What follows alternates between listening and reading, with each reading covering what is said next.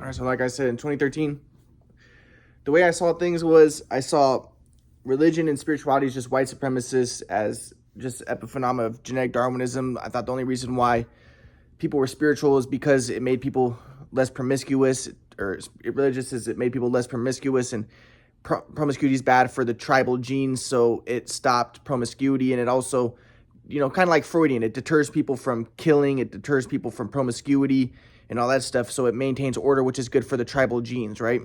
So I wanted to be like, yeah, people say the 10 Commandments had to have come from God, but no, the 10 Commandments are just an outgrowth of Darwinism, in that people recognize, hey, do not kill because killing is bad for tribal genes, and do not commit adultery because adultery causes chaos, and chaos is bad for tribal genes. And if you want, and it's not just your genes that you're worried about your tribe's genes.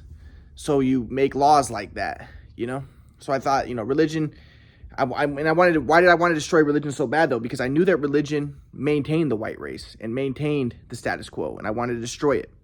So like I pointed to the movie like American Psycho, where the American Psycho goes up to that black guy and then he starts stabbing him. And I was like, the black homeless guy. And I was like, see, this is Darwinism. America, it's just founded around Darwinism, in that the white man, maintains power and status and all that stuff. And it maintains the tribal genes, and the black people become like homeless, and the people of color are homeless. And, this is why, socialism and Marxism is good, is because it helps to stop the Darwinism from going on. And really, the only thing that can really stop it, I argued, was if, we just dissolve borders and everybody race mixes, because the only reason why there is the stratification, I argued, is because different genetic groups try to gain power. And, the only thing that can ameliorate that is if we all mix. So my idea was get a four-caste society, or based around the NFs, the SJs, the NF first quadrant, SJ second quadrant, SP third quadrant, NT fourth quadrant, and get everybody, instead of dividing around race, divide around their castes, but have everybody race mix to stop the genetic groups from coalescing and stopping genetic Darwinism from happening. So that's what I wanted. But really, so I in my mind, I'm like, yeah, I'm being compassionate. This would be the best thing. But really, in my mind, I saw myself as Jewish, and I wanted everybody to race mix so that I can destroy the white race, because I saw the white race as the enemies of the Jews. So, but I was like, look at and I was also like, even sports. I was like, if you look at like football, what it does is it puts a lot of black guys on the field so they can attack each other, and they talk about tackling and cutting through the defense, and a lot of violent language, right? And I was like, it just maintains the stereotypes that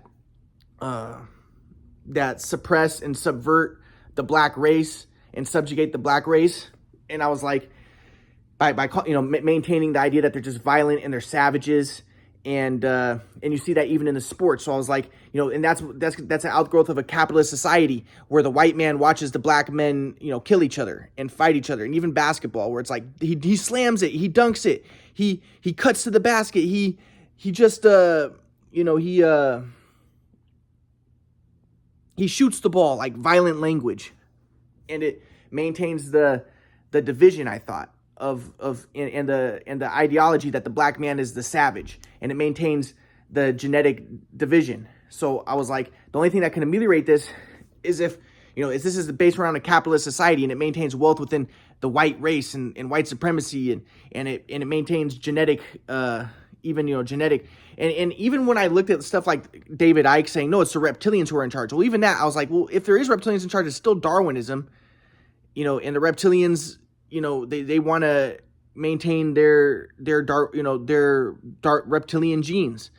And they do that by, making the people race mix, or doing whatever they want to do. So basically, in my mind, I was like, everything is based around race and Darwinism.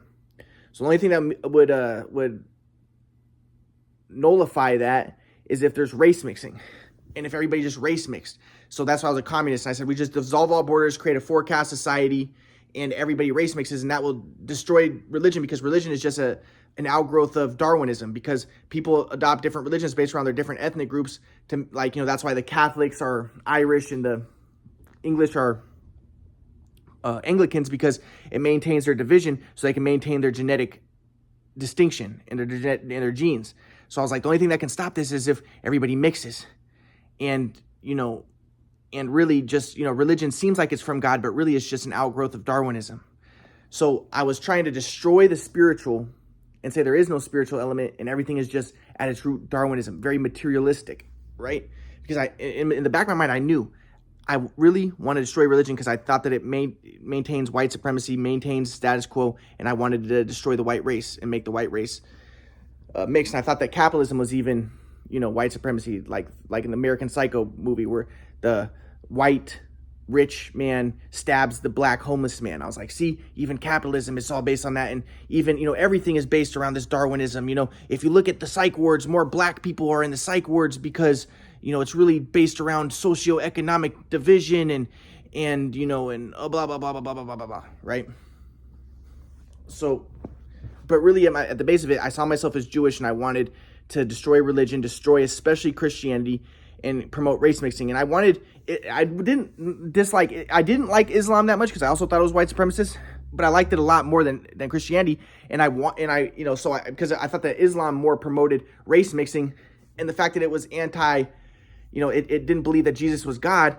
I thought that's good because that it kind of undermines Christianity, and really I wanted to undermine Christianity because I saw Christianity as maintaining the white race. So, I wanted to destroy all religion, but I liked Islam the best because it seemed the most atheistic, and the most for race mixing, especially, as seeing myself as Jewish, like I said, my hierarchy was I loved black people. The darker you were, the better. If you're black, I loved you. If you're brown, I like you. Your brown is good too. Asian, kind of good. White, the worst. And I just wanted race mixing, especially to destroy the white race. I saw the white race the biggest threat to the Jews. So, I just wanted to undermine everything, subvert everything. And so then, that was 2013. Then, 2020, I still had that mindset. So, another one of my ideas, and I shared it with my grandpa, shared it online on INTP Central, was my idea was I listened to this black linguist, and I forget his name, but he argued that Ebonics is not worse language than standard English, and he argued that he was kind of a Marxist linguist, right? He's a black guy, but he would say, I forget his name, but he would say that the lower class always changes language, and there used to be old English, and now English is much different. It's because the lower class always changes it, and languages evolve. And so there is no right way to speak. So I was like, yeah, I love that idea because I'm like, yeah. So I asked my grandpa, what do you think about that, Grandpa? Do you think that, black people should not speak with Ebonics and be like, yo, what is we doing today? And should they be like, hey, what are we going to do today? And my grandpa's like, yeah, I think it would be best to, for a family, if you had black children, to teach them how to speak the upper class or, the dominant or the correct way of speaking, because you want to give them the most advantages you can. And so I saw my grandpa's white supremacist, and his idea like synergy, anti-entropy. I saw that as Vishnu worshiping, and I was a Shiva worshiper. Vishnu was preservation, I was destruction. I was a Shiva worshiper, and I wanted to destroy the white race. As the Hindus believe, the Aryans were the Brahmins, and I saw the Aryan Brahmin religious caste as the evil ones who maintain the status quo and maintain the subjugation of the Dravidian dark races, the Shiva worshippers. And I was a Shiva worshiper. So I wanted, I didn't want the dark races to raise themselves and speak proper language. I wanted the white races to lower themselves and mix with the dark races and start to speak Ebonics. So I was like, Grandpa, no, it's a social construction. Language is a social construction, and there is no proper way to speak. And it's actually white supremacist to think that there's a proper way to speak. And that, and according to that black linguist, he was saying that people tend to, they did studies in languages divide based around genetic lines. And the more genetically distinct people become, the more their languages change, and that maintains their division. So that's why another reason why I was like, yeah, if we could all just mix, then it would create more peace, and we all speak one language. So I didn't realize it, but I wanted the Tower of Babel. And according to the Orthodox Jews, the Tower of Babel was when they tried to make everybody speak the same language. They tried to mix all the races and make everybody speak the same language. but that didn't work, and that's why they all had to disperse. So, when I was a leftist, I always thought, like, I always liked that idea of the Tower of Babel, because I was like, yeah, everybody spoke one language. We should all come together and speak one language. But the right-wing Orthodox Jews from Aish, they taught actually the opposite, that the Tower of Babel was negative, that them all speaking one language, that was forced, and that diversity is actually good. But I didn't like that. I didn't like diversity. Seeing myself as a Jew, I saw the white race as evil, and I didn't like diversity. I wanted the white race to mix. So, like I told my grandpa, like, no, why would you want the black people to speak proper language when the white people, who's to say that Ebonics is not better? Ebonics is actually an easier way to speak. And according to, the linguist who I listen to, it's actually a proper grammar in its own right. And there's nothing wrong about it. It's internally coherent in its own right. Ebonics is just as good as white English. So, I basically, I wanted the white race to, I saw everything through like the Cain and Abel paradigm, where Abel is more like the black race and the nomads, and Cain is the agriculturist white people. And I was like, why do the agriculturists want to kill the black people? I'm like, no, the black, how about the white people, the agriculturists, the industrialists, go back to the nomads? Let's all go, my friend Noah, like, let's all go back to being nomadic, and let's go back to being, and it's just all race mix, and the black people are the natural. They're the original man, and let's all just become black. Black is the best. Black is the best. And seeing myself as Jewish, I think that my ego made me want to see it that way, because I wanted to destroy the white people, who I saw as the biggest threat to the Jews. So, I'm like, yeah, let's just go back to nature.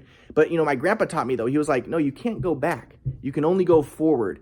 And you can take what's best from before and you can move forward. But, going back, that's not effective. That's not part of the evolution. My grandpa would say there's an evolutionary aspect of reality where, you build upon. It's like that you transcend, but you integrate parts from the lower levels. But I didn't want that.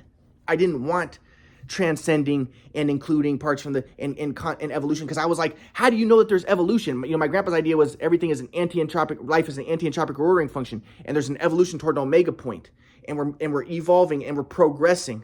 But I told my grandpa, I don't like the idea of progress, because how do we know we're progressing?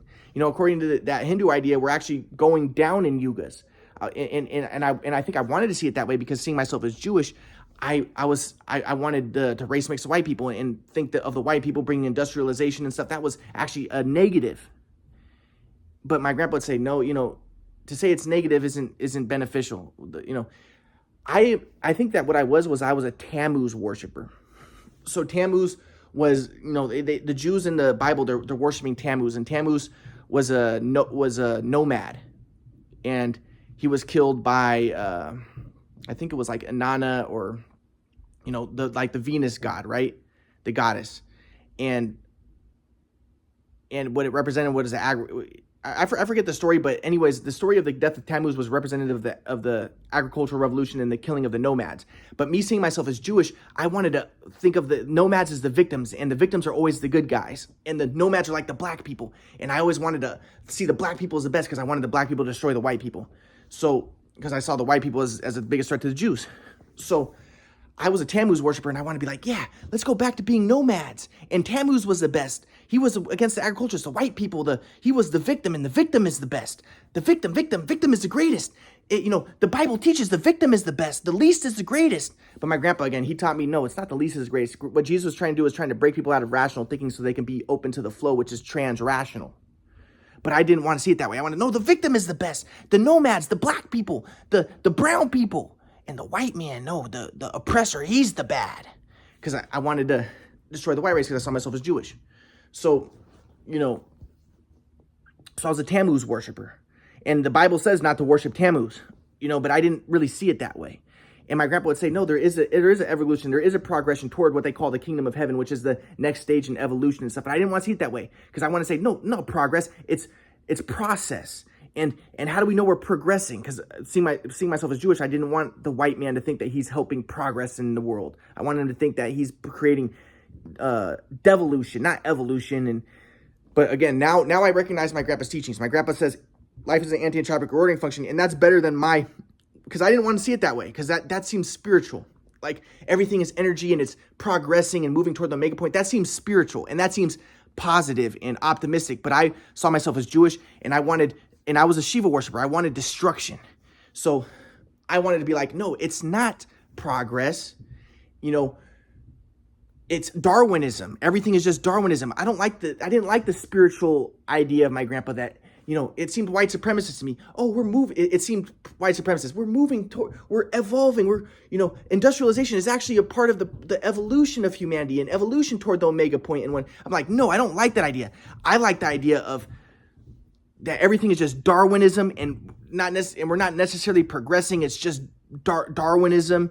And I wanted the more materialist stance because I thought that my grandpa's kind of spiritual ideas of we are energy and everything is one, and it's a part of the anti-entropic rewarding function.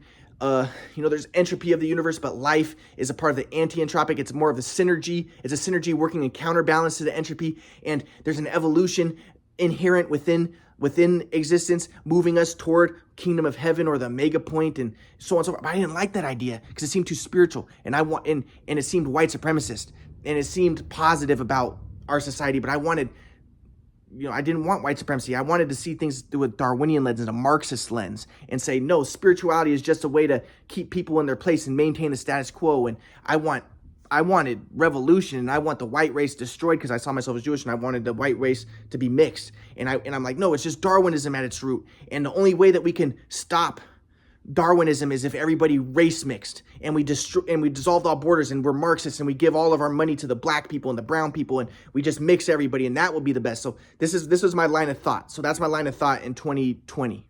And I'll continue about how and this is the way I saw it, but then I'll get to how after my daughter's death, how all my, Marxist ideologies and anti-white ideologies trying to promote basketball and rap and being against the white man and, wanting, I manipulated things. So I'll be like, IQ doesn't matter because I saw IQ as white supremacist. IQ doesn't matter. All that matters is how hard you work. And race is a social construction, and we should all make, race is social construction, treat people as individuals. But really, it sounded nice, it sounded compassionate, but really at its core, I wanted everybody to race mix. And I subtly tried to influence that. So I'll get to that in like 2020, 2021, and then how around 2020, after the death of my daughter, I started to wake up. And I'll get to how I started to break free of my, anti-religiosity, anti-white Marxist stance, and how I started to understand my grandpa's teachings.